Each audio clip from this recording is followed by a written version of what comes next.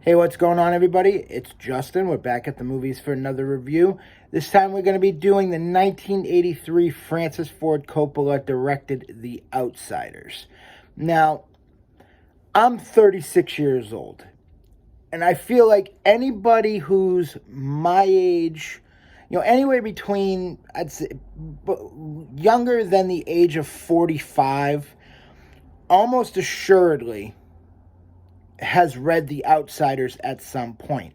For a lot of us, especially in American schools, The Outsiders was a required piece of reading. The book was actually written several years before the movie came out. So, you know, for those of you who haven't read The Outsiders, it's a pretty simple tale. You've got a group of kids that grow up on the poor side of the tracks. They're greasers. And then you have the wealthy kids, the socialites, or the socias. And, these two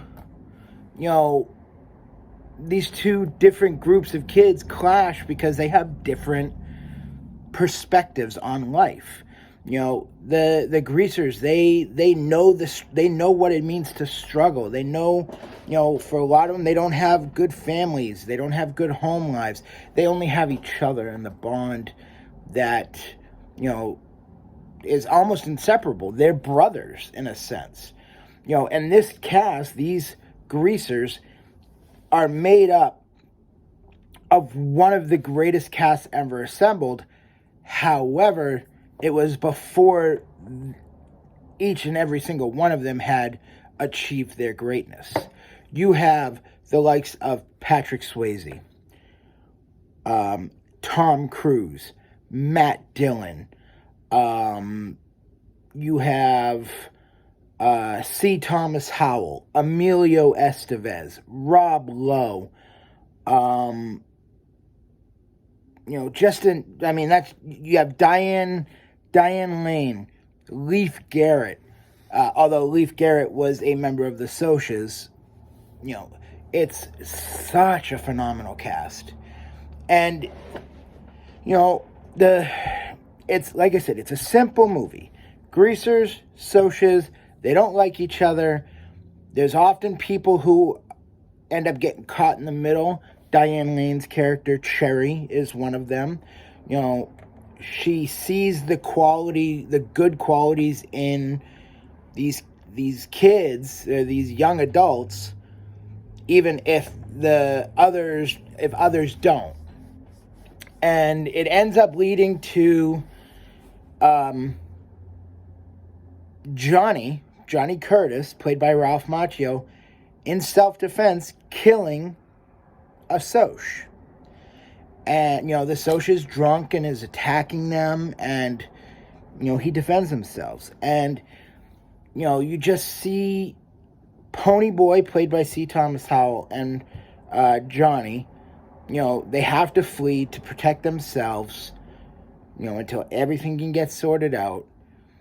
And, a series of events occurs that ends up leading them to catastrophe and disaster and pain. But it's such a beautiful story. The acting is phenomenal. For a lot of these, they were all kids at the time. Most of them didn't have a lot of experience under their belt, but they acted. Their presence on screen is something to behold. They all shine at some point. Are there flaws in the movie? Of course there are, but you overlook those because of how important the story is to a lot of us growing up. Were there some scenes that were kind of silly? Yes. But, based on the fact that they're from a book, you let it slide. I don't really think there's a lot that really needs to be said outside of it's a special cast who each one of them at some point delivers, something unique and, brings something to the character that they portray. It's a very, very good movie, bordering on great, and because of that, I'm going to give it a 7.9. It is very, very good, almost great. So, 1983's The Outsiders, directed by Francis Ford Coppola.